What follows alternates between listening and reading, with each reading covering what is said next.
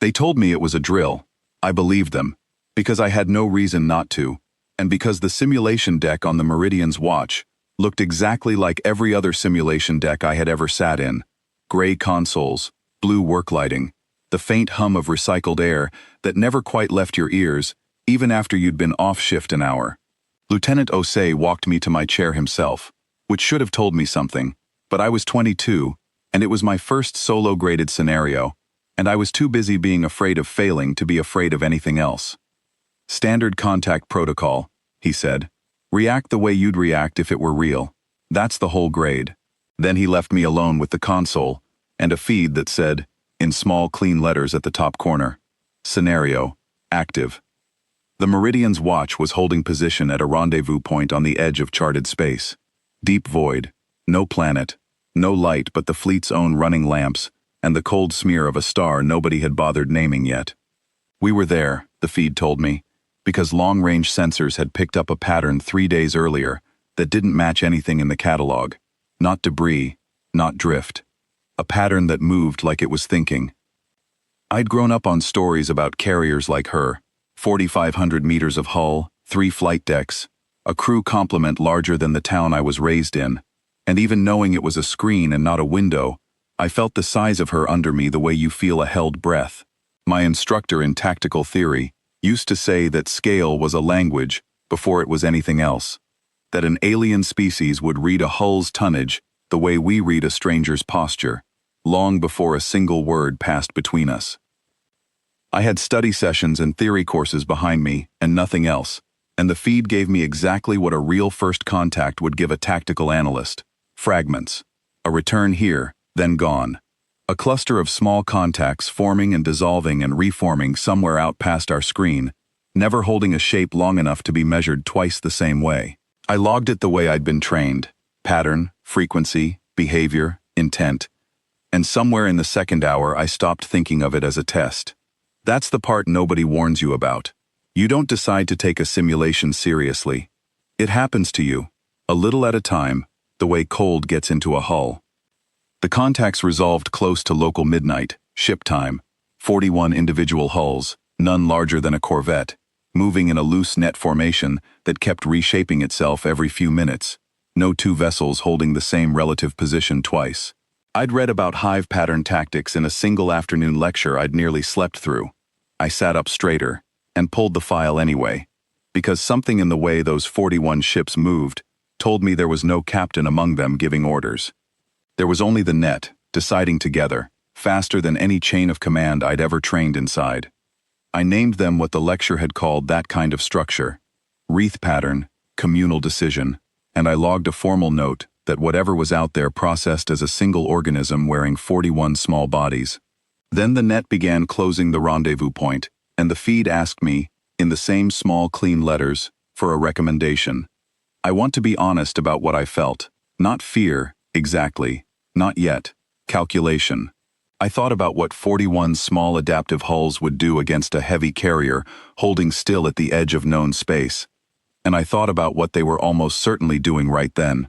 Testing range, testing reaction time, learning us the way you'd learn an animal, by throwing stones at it from a safe distance, and watching how it moved. The lecture notes on hive pattern contact were clear about one thing: a consensus organism doesn't bluff, because bluffing requires a single mind capable of lying to itself, and a net has no self to lie to. Whatever the wreath did next, it would do, because the net as a whole had calculated it was correct. So I recommended we stop being still. I called for the Meridian's watch to come about and show her full profile. Not aggression, not yet. Just scale. Just the plain fact of 4,500 meters of hull turning unhurried in the dark, gun batteries running their pre-fire cycles where the net could read the heat blooms and understand exactly what they were looking at. I wanted the wreath to see us decide something. A net that thought in consensus would need time to process a single, unified will, doing something deliberate. I wanted to buy that time and use it. The scenario gave me the turn.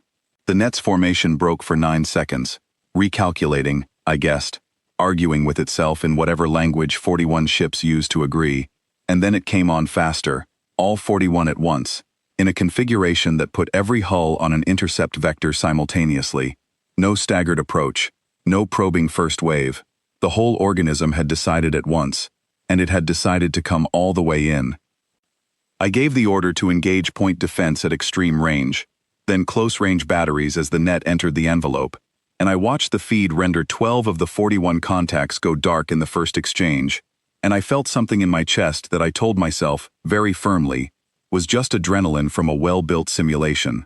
The net broke formation again, not regrouping this time, scattering, the consensus shattering into 41 separate calculations that no longer agreed on anything, and 29 hulls reversed course and ran, and I sat there with my hands flat on the console, breathing like I'd been the one taking fire. The feed froze. Scenario complete. I didn't know, sitting there with my pulse still up, that I had just watched 12 crews die for real, on the other side of that screen, in ships I would never see except as cooling heat signatures on a tactical plot. I didn't know that the Meridian's watch had taken 3 hits along her forward shield array, that the engineering deck was, at that exact moment, already working to patch. I thought I had passed a test. Captain Reyes came down to the simulation deck herself, which Ose had not done, and that told me more than her face did. She didn't sit. She stood across the console from me and said, "Ensign, what you ran tonight was live." I asked her to repeat it, the way you ask someone to repeat bad news you heard the first time perfectly well. She told me the rest standing up, plainly, the way you'd want a hard thing told to you. The wreath had been shadowing the rendezvous point for 3 days before I ever sat down.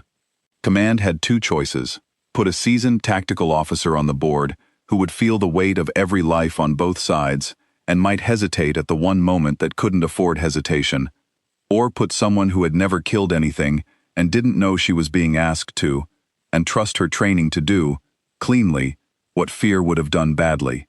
They told me it was a drill because a drill was the only frame I had ever fought inside without flinching. "You read them right," she said. "The consensus break, the scatter. That's not theory, Ensign. That's the first time anyone's seen a wreath net fracture under pressure instead of holding.